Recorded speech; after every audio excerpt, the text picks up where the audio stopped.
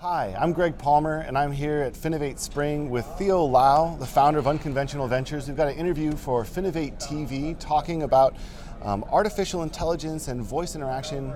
Theo, you've been coming to Finovate for a number of years now. It's always a pleasure to get a chance to chat with you. And so let's start off with a relatively straightforward question. Why do you think that voice is the next UI? Thank you for having me, and yes, I do love the show. So for those of you who have not been, I highly encourage it. So voice, I think, is fascinating. It has a really good potential to be something different, right? If you think about voice, it's more intuitive than typing. It's easier to navigate for a lot of people than compared to a mobile app that you have to remember, oh, where is the menu? Where do I find X or Y? You can just talk to a device, right?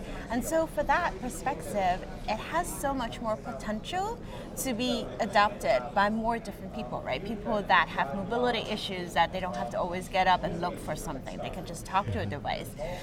For people who are illiterate, right? That they cannot really read too well, and they don't really know how to search through things too well, they can just talk to a device.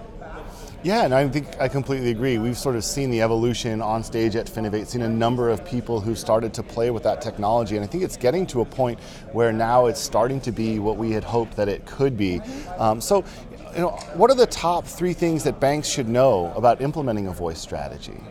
Yeah, so I think first and foremost, we love duplicating things, right? Mm-hmm. So we take the experience that we have in the branch, what do consumers want, and then you quote unquote create it on the online banking. Mm-hmm. And then from there on, you recreate again the exact same functions and feature sets into a mobile app. Mm-hmm. So I would say first and foremost is let's try not to do that again, right? Voice has a potential to give you a different way to interact with customers, to engage with consumers. So let's start fresh, right? Let's start thinking through what is it that a consumer would want to be doing, right? What's on their mind? So instead of talking to an Alexa, what's my routing number? Mm-hmm. Let's say, why would that person want to get a routing number? Maybe she wants to send a payment, right? So let's do that, right? Let's be smart about it. So that's first and foremost, I think, is important.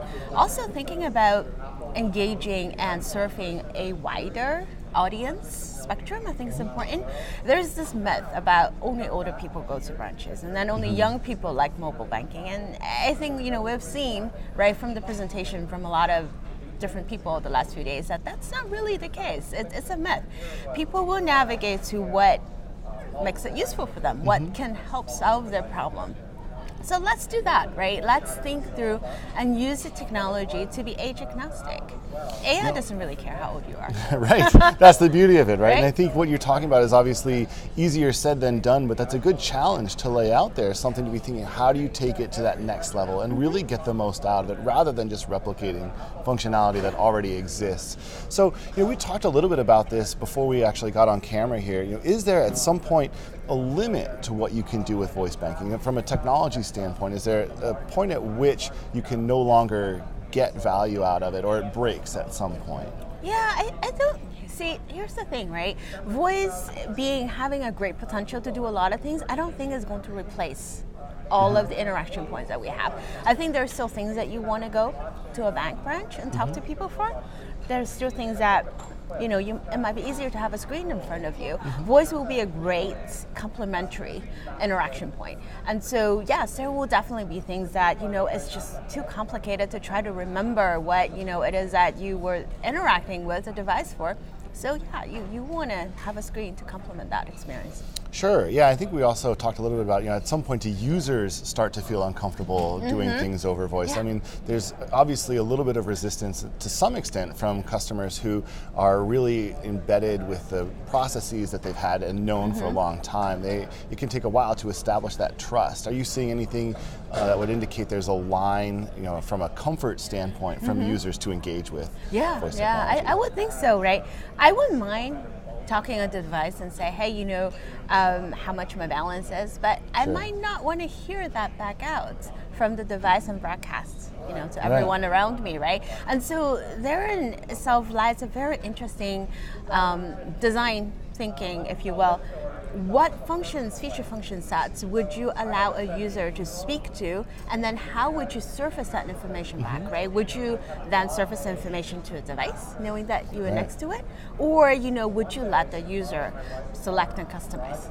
Sure. No, I think letting the users have that control is really key, and letting them engage in a way that they're comfortable with, I think, will be really helpful for the industry. So, we've seen at Finovate a number of trends that have come through, and some of them are passing fads. Some of them have really come through and changed the landscape. I think Google Glass was one that a couple years back everybody was playing with. It was fun. Yes. But it never really caught on in that way. Are you seeing a traction for voice banking? Do you think it'll get past that kind of passing fad stage? I think, and I'm hopeful that it will.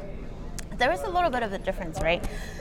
With voice banking, it relies on a lot of these smart speakers. So right now there are already 40 million smart speakers out in the marketplace. 25 million of them are Amazon Echo, and they're predicting that the number is going to double by 2020.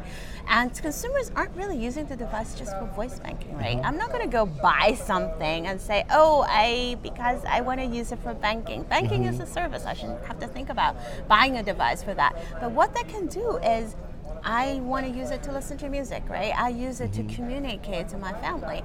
And banking services is just another layer on top of it. Yeah, I think it was on one of the sessions yesterday where, I don't remember, I think it was Ron Shevlin who said, nobody picks up an iPhone, nobody buys an iPhone to bank, but when the option is there, they will start to use it. And I think that's sort of something similar that we see with voice banking. You're not picking up an Amazon Echo because you want to bank with it, but once you've got one, you can start to play around with it a little bit. Well, it's been a real pleasure chatting with you. Always appreciate getting a little bit of your time and insights from you. And so I think we'll leave it there. Again, Finovate TV, we'll be posting interviews from Finovate Spring and other shows as we get them. Theo, pleasure. Thank you for joining us. Thanks for having me. Cheers.